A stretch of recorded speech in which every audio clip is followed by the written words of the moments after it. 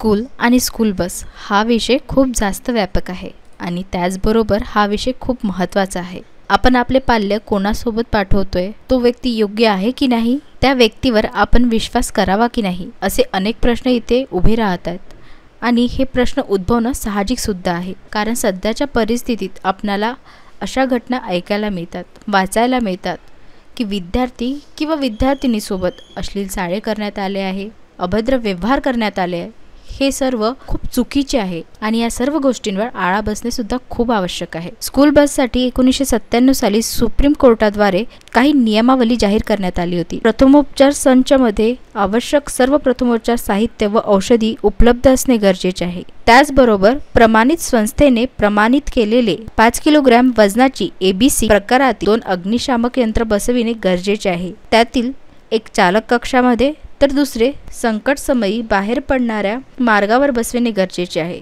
बसच्या खिडक्यांमध्ये 3 आडव्या दांड्या असाव्यात। 2 दांड्यांमधील अंतर 5 सेंटीमीटर पेक्षा अधिक असू नये। मुलांच्या बॅग, पाणी, बॉटल्स, जेवणाचे डबे ठेवण्यासाठी बसमध्ये स्वतंत्र व्यवस्था असणे आवश्यक आहे। बसमधील सर्व आसने समोरील बाजूला असावी, जेणेकरून त्याचा त्रास विद्यार्थ्यांना होता कामा नये। तर शालेय बसवर कोणत्याही प्रकारची व्यावसायिक जाहिरात असू नये। त्याचबरोबर शालेय बसवर शाळेचे नाव व फोन नंबर असणे अत्यावश्यक आहे। त्याचबरोबर बसमध्ये एक शिक्षक किंवा सहपरिचारिका असणे सुद्धा आवश्यक आहे। स्कूल बसची बसण्याची क्षमता जितकी आहे त्यापेक्षा 1.5 पटीने विद्यार्थी हे बस चालक बसवू शकतात। गेट हे असे असावे की ते बंद झाले पाहिजे, म्हणजेच उघडे राहायला नको। यात झाल्या वाहनासाठी असलेल्या नियमावली, पण सोबतच स्कूल बसचा चालक, वाहक, स्कूल बसच्या चालकाची सुद्धा आपल्याजवळ संपूर्ण माहिती असणे अत्यावश्यक आहे, जसे आधार कार्ड, वाहन परवाना, RC बुक, फोन नंबर इत्यादी संपूर्ण माहिती ही शाळेजवळ त्याचप्रमाणे पालकांजवळ असणे सुद्धा आवश्यक आहे। याच संदर्भात काही शाळेच्या मुख्याध्यापकांनी आपल्या प्रतिक्रिया आमच्याजवळ व्यक्त केल्या व त्याचबरोबर आम्ही उर्मिला पवार, प्रादेशिक परिवहन विभाग अमरावती यांच्याशी सुद्धा संपर्क साधला। कसं आहे की आता नुकतंच CP ऑफिसमध्ये जी एक आता बैठक झालेली होती, ज्याच्यामध्ये जिल्हा स्कूल बस आणि सुरक्षितता समिती या अंतर्गत एक समिती नेमण्यात आलेली आहे आणि त्यांनी ती मीटिंग घेतली होती आणि त्याच्यामध्ये बस वाहक जे आहे आणि बस स्थानक समजा या संपूर्णची माहिती दिलेली होती आणि ती माहिती देत असताना या सगळ्या गोष्टीचा सुद्धा खुलासा करण्यात आला। परंतु शिक्षक प्रतिनिधी म्हणून किंवा मग शाळेचा मुख्य म्हणून याच्यामध्ये आम्ही सुद्धा विद्यार्थ्यांसाठी ने-आण करण्यासाठी आमच्या शाळेकडनं तशी एक स्वतःची तर बस नाही आहे, परंतु ऑब्व्हियसली जेव्हा मुलं येतात तर त्यावेळेस त्यांना नेणं आणि आणणं करण्यासाठी पालकांच्याच माध्यमातून आपण जे बघतोय ते स्कूल व्हॅन झाले व ऑटोज झाले किंवा मोठ्या मिनी बसेस झाले, त्याचा उपयोग केला जातो। आता हे करत असताना मॅडम जे इन्सिडेंट्स आपण बघितलेले आहे, नांदेड झाले किंवा आणखीन आता इतक्यात असं झालेलं आहे की गाडीमधनंच एक मुलगी पडलेली होती, तर ते होऊ नये त्याकरिता सर्वप्रथम प्रिकॉशन जर घ्यायची असेल तर ती म्हणजे जे गाडी वाहक आहे, जे गाडी चालक आहे त्यांनी घेतलीच पाहिजे। त्याशिवाय त्यांना NOCs द्यायची नाही आणि शाळेतून सुद्धा आम्ही त्यांच्या गाडी वगैरे एकदा तरी चेक केल्या पाहिजे। परंतु किमान वर्षातून आम्ही 2 ते 3 वेळा बघू शकतो, पण इन बिटवीन जर असा काही प्रकार घडला तर त्याच्यासाठी मला तरी असं वाटतं की सर्वस्वी जे आहे ते केवळ शाळाच नाही किंवा पालकच नाही, तर मग जे वाहन चालक आहे ते सुद्धा याच्यासाठी रिस्पॉन्सिबल आहे। त्याकरिता सर्वप्रथम यांनी आपल्या विचारामध्ये स्वतःला पालकत्व जर म्हणून समजून घेतलं तर कदाचित हा जो विचार त्यांचा दुकर्माचा जो त्यांच्यामध्ये येतो तो किमान काहीतरी प्रमाणात कमी होईल। कारण की आज फार महत्त्वाची अशी एक गरज आहे की प्रत्येक पालकांनी स्वतःला जसं शिक्षक समजावं आणि शिक्षकांनी पालक समजावं, म्हणजे विद्यार्थी घडला जातो।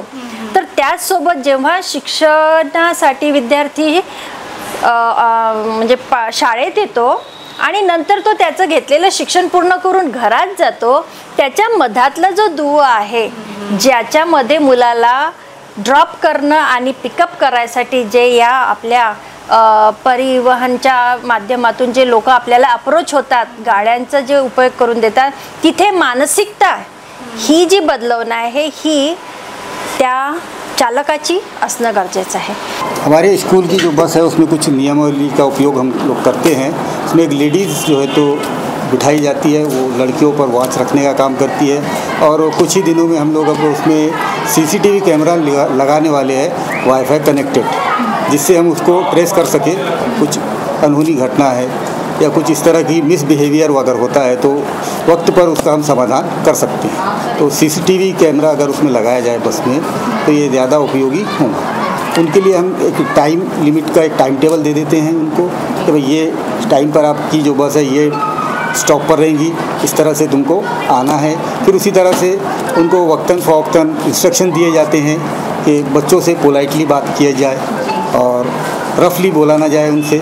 और बस में होने वाली एक्टिविटीज़ से हम उनका पूछते रहते हैं ताकि कुछ अनहोनी घटना होती है या कुछ मिसबिहेवियर होता है तो ड्राइवर भी हमको उसकी इत्तला दे सकते हैं। परिवहन समिति में हमने कुछ लेडीज़ टीचरों को शामिल किया उसमें, और कुछ जेंट टीचर्स है। इसी तरह से कुछ शाला व्यवस्थापन समिति के सदस्य उसके अंदर शामिल किए। RTO के, पुलिस के कोई? हाँ, हमारे यहाँ पे साइबर क्राइम की तरफ से और पुलिस डिपार्टमेंट की तरफ से वक्तन फ़वक्तन प्रशिक्षण दिया जाता है। उसके बारे में जन जागृति की जाती है। वाहतुक नियम और रास्ते के जो नियम है सेफ़, वो चीज़ें बताई जाती है, प्रशिक्षण दिया जाता है और व्याख्यान होते हैं उसमें। शाळा स्तरावर आम्ही त्या जे वाहन चालक आहे, आमचे व्हॅन चालक, त्यांच्यासाठी आम्ही परिवहन समिती गठीत केलेली आहे। परिवहन समितीमधून त्यांची एक मीटिंग घेतो आम्ही शाळा म्हणजे सुरू झाल्यानंतर, आणि RTOला कळवतो तसं की एक मीटिंग घेणार आहे। ते आम्हाला तिथून एक पोलीस निरीक्षक पाठवतात आणि ते जे वाहतुकीचे नियम आहेत ते त्यांना सांगतात आणि आम्ही पण त्यांना सांगतो। पण आतापर्यंत आमच्या इथे असं काही प्रकरण झालेलं नाही आहे, पण यापुढे आम्ही त्यांना सांगणार आहे की व्हॅनमध्ये एक लेडीज तुम्ही ठेवा, म्हणजे मुली असतात त्यामुळे एक लेडीज आवश्यक आहे त्यामध्ये। आम्ही पूर्ण आधार कार्ड आणि त्यांचे जे RTOकडून जे पासिंग होतं गाडीचं ते पूर्ण डॉक्युमेंट्स आम्ही आमच्याकडे फाईलमध्ये ठेवतो। आणि आमच्या शाळेचं ते नाव दिलेलं आहे त्यांनी व्हॅनला, ते पण डॉक्युमेंट्स ते आम्हाला आणून देतात। त्यांचा फोन नंबर वगैरे ग्रुप तयार केलेला आहे, व्हॉट्सअप ग्रुप त्यांचा, त्याच्यावर काही सूचना द्यायच्या असल्या तर आम्ही त्यांना सूचना देतो त्याच्या। आपल्या शाळेच्याच काही स्कूल बसेस आहेत का? शाळेच्या नाही आहे, त्या खाजगीच आहेत, पण त्यांनी आमचं RTOकडून म्हणजे नाव घेतलेलं आहे की या शाळेत आम्ही जातो बा। आणि स्कूल त्या बसमध्ये किती विद्यार्थी आहेत ते पण आम्हाला माहिती असतं, किती विद्यार्थी आहेत, मुलं किती आहे, मुली किती आहेत। पहिलं म्हणजे आम्ही जिल्हा स्कूल बस समितीची परवाच बैठक झाली आपली, आणि त्यामध्ये स्कूल बस चालक संघटना ज्या आहेत त्यांना पण आपण बोलवलं होतं सगळ्यांना। आणि या बैठकीमध्ये त्यांना सर्व सूचना दिलेल्या आहेत। एक म्हणजे वाहनाची कागदपत्र पहिल्यांदा वैध करून घ्यायला सांगितलेले आहेत। जवळजवळ आपल्याकडे 877 स्कूल बस आहेत अमरावती जिल्ह्यामध्ये, आणि त्याच्यापैकी 631 वाहनांनी योग्यता प्रमाणपत्र नूतनीकरण केलेले आहे। उरलेल्या वाहनांना आम्ही नोटिसा वगैरे काढलेल्या आहेत, आणि जर रस्त्यावरती असं विदाऊट फिटनेस वाहन दिसेल तर त्याच्यावरती आम्ही मोटर वाहन कायद्यानुसार कारवाई करणार आहोत। तुम्ही म्हणताय तसं इन्सिडेंट झालेलं असेल तर त्याच्याबद्दलही आम्ही एक प्रकार स्कूल बस म्हणजे शाळांना पण आवाहन करतो आहे की त्यांनी स्वतः त्यांच्या ज्या शाळेला ज्या स्कूल बसेस चालू आहेत त्यांचं वाहन चालक जे आहेत त्यांचं लायसन्स वगैरे बाकीचे कागदपत्र घ्यावीत, त्यांचं पडताळणी करावी। आणि खरं तर बंधनकारक आहे की त्यांना त्यांचं चारित्र्य चांगलं असायला पाहिजे, परंतु असा काही इन्सिडेंट आढळला तर त्याच्यावर केलीच जाणार, परंतु असं होऊ नये म्हणून ऑलरेडी त्यांच्याकडे आम्ही त्यांना सशा सूचना दिलेल्या आहेत असं झालं।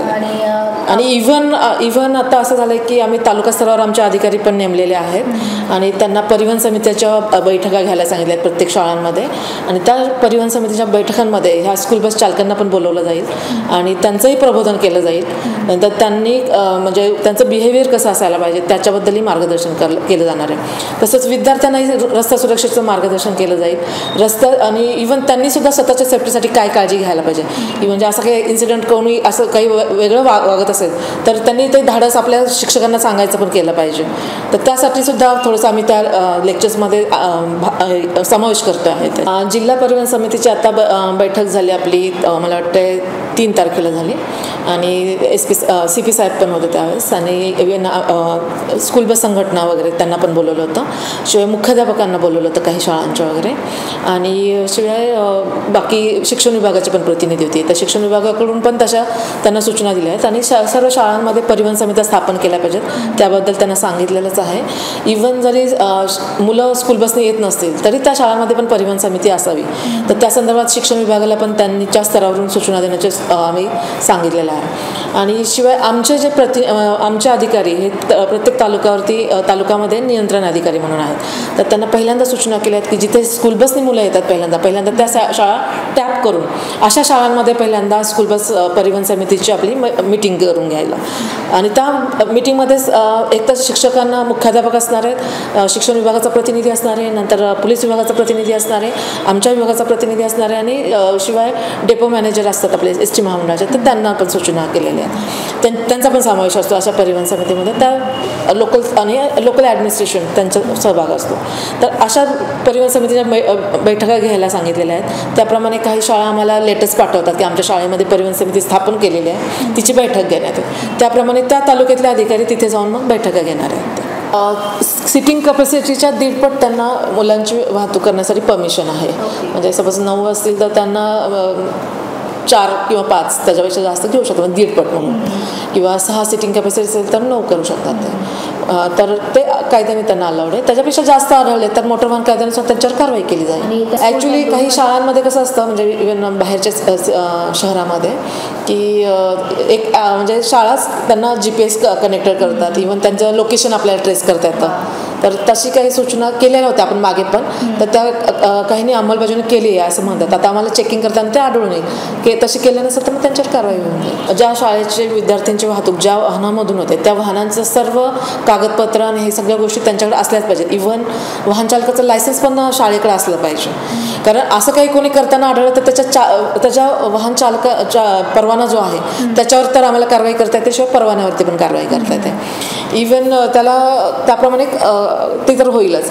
परंतु ज्यावेळेस असं जर 2-3 शाळांचं परमिशन, म्हणजे ड्रायव्हरची परमिशन दिलेली नाही जात, तर परवाना घेण्यासाठी शाळेने त्यांना हे द्यावं लागतं, करार करावा लागतो त्यांच्याशी. तर तो करार असतो त्यामध्ये. आता जो नेहमी जो ड्रायव्हर ठेवला जातो तर स्कूल बस चालक जो आहे त्याचं माहिती तर द्यायला पाहिजे शाळेला. आणि त्याच्या व्यतिरिक्त जर कोणी येणार असेल तर ते पहिल्यांदा इन्फॉर्म केलं पाहिजे शाळेला त्यांनी, असं राहील. आणि त्यांचं चारित्र्य पडताळणी अहवाल पहिल्यांदाच घेतला जातो त्याप्रमाणे. आणि इव्हन नूतनीकरणासाठी सुद्धा चारित्र्य पडताळणी अहवाल. प्रत्येक शाळेच्या बाहेर अधिकारी आम्हाला नेमणं शक्य नाही, कारण एवढी मॅनपॉवर आमच्याकडे नाही आहे. इव्हन पोलीस विभागाकडे पण नाही आहे. त्या परवा पण त्या मीटिंगमध्ये याबद्दल चर्चा झाली. विशेषतः आम्ही त्यांना असं केलं आहे की एकतर वाहतूक कोंडी होऊ नये म्हणून ही जी वाहनं आहेत आपली स्कूल बस, त्यांना अर्धा तास त्यांचा ग्राउंडचा ॲक्सेस द्यावा, की जिथे ते वाहनं आतमध्ये लावतील आणि तिथे मग मुलं चढतील पण आणि उतरतील. आणि त्यांनी अर्ध्या तासात त्यांचं प्रिमाइस सोडलं आणि त्यांनी त्याप्रमाणे नियोजन केलं तर ते होऊ शकतं. दुसरी गोष्ट, त्यासाठी त्यांच्या क्रीडा शिक्षकांची मदत घेता येईल. आणि इवन RSP असतं आपल्या शाळांमध्ये, रोड सेफ्टी पेट्रोलिंगचं आपले प्रशिक्षण दिलं जातं त्यांना. तर RSPचं, तर त्यामध्ये त्यांना त्या मुलांचं पण आपल्याला त्याबद्दल म्हणजे वापर करून घेता येतो, म्हणजे त्यांना गाईड करता येतं. कारण त्यांना वाहतुकीच्या नियमांचं पण त्यांना नियमन हे केलं असं. आता खूपच एकाच ठिकाणी खूप शाळा असतील तर तिथं वाहतूक विभागाचा प्रतिनिधी आहे बहुतेक इथे नेमलेला. विशेषतः इथे मला वाटतं होली क्रॉस कुठली शाळा आहे ना तिथे. परंतु सगळ्या शाळांच्या भोवती आपल्याला तेवढा मॅनपॉवर नाही आहे ना. शाळा सगळ्याच लोकांनी सेन्सिटिव्ह असलं पाहिजे या विषयाबाबत. आणि असं काही अनुचित प्रकार होतो आहे किंवा काय, त्यावेळेस आपण आसपासच्या लोकांनी लगेच त्याबद्दल आवाज उठवला पाहिजे. शाळांनी पण त्याची दखल घेतली पाहिजे. आणि त्या संदर्भात थोडंसं आपल्याला मुलांना पण हे केलं पाहिजे मार्गदर्शन, की त्यांना म्हणजे आता विशेषतः शाळांमध्ये गुड टच आणि बॅड टच असं प्रशिक्षण दिलं जातं. त्याचबरोबर बाहेर असं काही अनुभव आला काय तर त्याबाबत त्यांनी काय केलं पाहिजे ह्याबद्दल मार्गदर्शन करणं आवश्यक आहे. आणि मला असं वाटतं की आम्ही पण रस्ता सुरक्षेच्या ज्यावेळेस त्यांना मार्गदर्शन करायला जाऊ शाळांमध्ये त्यावेळेस ह्या विषयाबद्दल पण आम्ही त्यांच्याशी बोलू, की म्हणजे विशेषतः आपल्या शाळांच्या मुलं कुठल्या ज्या वाहनाने येतात त्या वाहनांची यादी त्यांच्याकडे असले पाहिजे, त्यांचे कॉन्टॅक्ट नंबर ड्रायव्हर लोकांचे, मालक लोकांचे, इव्हन त्या वाहनाची सर्व कागदपत्र त्यांच्याकडे असली पाहिजे, त्याचा एक सेट. आणि त्यांना लक्षात यायला पाहिजे की म्हणजे ह्यांचं कुठली कागदपत्र वैध आहेत, इन्शुरन्स आहे का, योग्यता प्रमाणपत्र नूतनीकरण केलं आहे का वेळेमध्ये, परवाना नूतनीकरण केलं आहे का, ह्या सगळ्या गोष्टी असल्या पाहिजेत. आणि त्यांच्याशी पण त्यांचा संवाद असला पाहिजे. म्हणजे विशेषतः पालक सभा वगैरे असतात किंवा जशा पालक सभा असतात तसंच त्या वाहन चालकांची पण मध्ये एखादी मीटिंग घेतली पाहिजे. आणि अशा वेळेस त्यांना मार्गदर्शन करण्यासाठी आम्हाला बोलवलं, आमच्या म्हणजे आमच्या अधिकाऱ्यांना, तर आमच्या अधिकारी पण आम्ही त्यांना उपलब्ध करून देऊ. म्हणजे त्यांच्याशी जितकं कोऑर्डिनेशन असायला पाहिजे तर ते ठेवायला पाहिजे, संवाद असलाच पाहिजे असं. किती वर्षापासून तुम्ही या मला व्यवसायात? 15 वर्ष झाली. अच्छा, तुम्हाला काही नियमावली वगैरे जारी केलेली आहे तुम्हाला? नियमावली जारी म्हणजे तेच आहे, जे सिटिंग कॅपॅसिटी आहे ते मुलं म्हणजे तेवढेच मुलं न्या, बस. बाकी तर गाडीचं वगैरे की इतक्या वर्षापर्यंत कसं काय, त्याचं काही आहे का? म्हणजे गाडीची कॅपॅसिटी तर तुम्ही सांगितले, सोबतच गाडीला एवढे वर्ष झाले पाहिजे, त्याच्या गाडीसाठी काही नियमावली? गाडीसाठी नियमावली म्हणजे ते तुमचे जे गाडीचे पेपर आहेत, फिटनेस सर्टिफिकेट, इन्शुरन्स वगैरे ते, आणि हे बस. बाकी तर काही. मेडिकल वगैरे केलं जातं? मेडिकल केलं जातं. आणि मुलांना सांभाळणं किती कठीण झालेलं आहे? मुलांना सांभाळणं म्हणजे आता मॅडम प्रत्येक म्हणजे याचे मुलं असतात, त्यांना सांभाळणं म्हणजे खूप कठीणच आहेत. आपण घरी एक मुलगा नाही सांभाळू शकत, आम्हाला इथं 10 मुलं न्यावं लागतं, त्यांची काळजी. नांदेडसारखे जे प्रकरण होतात, नांदेडमध्ये, नागपूरमध्ये जे प्रकरण झालं आहे, याबद्दल आपले मत काय? ते तसं नाही व्हायला पाहिजे होतं. याला सर्वस्वी जबाबदार कोण? सर्वस्वी जबाबदार म्हणजे आता तो व्हॅन चालकच म्हणू शकतो आपण. व्हॅन चालक, बरोबर आहे ना. असे प्रकार घडायला नको? त्याचं घडायला बिलकुल नाही पाहिजे. आणि तुम्हाला काय वाटतं की एक चालक, स्कूल बस व्हॅन चालक म्हणून आपल्याला काय वाटतं की आपण काय करायला पाहिजे? म्हणजे आमची नैतिक जबाबदारी आहे मॅडम. पॅरेंट्स कसं आहे, विश्वास असते पॅरेंट्सचा आहे की बा तुम्ही म्हणजे आता माझ्याकडे मुलं आहेत, बरोबर आहे, तर सुरक्षित जायला पाहिजे, बरोबर आहे, सुरक्षित नेणे आणि आणणे, त्याचेच पैसे पॅरेंट्स देतात आपल्याला, ते काम आम्ही करायला पाहिजे, ते आमची नैतिक जबाबदारी आहे. स्कूल व्हॅनमध्ये GPS सारखे काही प्रकार आहेत? GPS सारखे प्रकार आहेत ते स्कूल बसमध्ये आहेत, म्हणजे स्कूल व्हॅनमध्ये नाही. हे व्हायलाच नाही पाहिजे. जर समजा अशा प्रकार जर होत असेल तर शालेय विद्यार्थी वाहतूक संघाचा अमरावती जिल्ह्याचा अध्यक्ष म्हणून संघटनेच्या माध्यमातून ह्या विषयाचा आम्ही तीव्र आणि तिखट शब्दात तीव्र विरोध करतो आणि निषेधही करतो. सर, वाहतूक नियमानुसार आपले सगळे जे बसेस आहेत ते कार्यरत आहेत आणि RTOनुसार आपल्याला काही नियमावली वगैरे दिलेल्या आहेत का? RTOच्या नियमाप्रमाणे सारे नियम आम्ही फॉलो करतो आणि वारंवार येणाऱ्या सूचना वाहतूक विभागाच्या असोत, RTO विभागाच्या असोत, त्या सर्व आम्ही फॉलो करायचे 100% प्रयत्न करतो. आपल्याला भरपूरदा आपण बघतो की बसची किंवा व्हॅनची जी सीट्सची जी कॅपॅसिटी आहे त्याच्यावर जे आपल्याला विद्यार्थी दिसतात, यासाठी काय सांगाल आपण? शासनाच्या नियमात 1.5 विद्यार्थी वाहतुकीचा आहे. आम्ही दिवसपट वाहतूक करतो. समजा एखादा गुडघा कमी जास्त जरी झालाय, एखादा गुडघा कमी जास्त होऊ शकतं की एखादा पॅरेंट्स आणून बसून देते, म्हणजे त्याला कुठंतरी जायचं असते किंवा अशाच्यात एखादा 1-2 विद्यार्थी होऊ शकते कमी जास्त, पण दर दिवसाला ते नसतं. आपल्याला RTOकडनं काही चेकिंग वगैरे होत असतं का? वारंवार चेकिंग होत आहे मॅडम. कधी कधी तर अशी वेळ येऊन जाते की कटरा नाक्यावरही गाडी चेक झाली आहे, इरविन चौकात गाडी चेक झाली आहे, राजा पेठवरही गाडी चेक झाली आहे, इरविन चौकात गाडी चेक झाली आहे. 1-2 वेळा ती गाडी चेक होते. शाळेकडनं आपला प्रतिसाद कसा असतो? शाळेकडनं आपल्याला चांगलं गुडविल आहे, म्हणजे आमचं एकदम व्यवस्थित असतं. म्हणजे शाळेच्या पद्धतीने काम करते, आम्ही आमच्या पद्धतीने काम करतो. शाळेच्या प्रीमायसेस एक ठरलेलं आहे की बा ह्या ठिकाणावर तुमची विद्यार्थी तोपर्यंत यायचं, तिथून तुमचे विद्यार्थी घेऊन जायचे, आम्ही ते काम पार पाडतो. शालेय विद्यार्थी वाहतूक हा अतिशय संवेदनशील विषय आहे. विद्यार्थ्यांच्या सुरक्षितेच्या दृष्टिकोनातून शाळा आणि विद्यार्थी वाहतूक करणारे स्कूल बस यांनी स्कूल बसच्या नियमावलींचे काटेकोर पालन करणे आवश्यक आहे. व्हिडिओला लाईक करा, शेअर करा, मंडल न्यूजच्या YouTube चॅनलला सबस्क्राईब करा, फेसबुक आणि इंस्टाग्रामला फॉलो करा.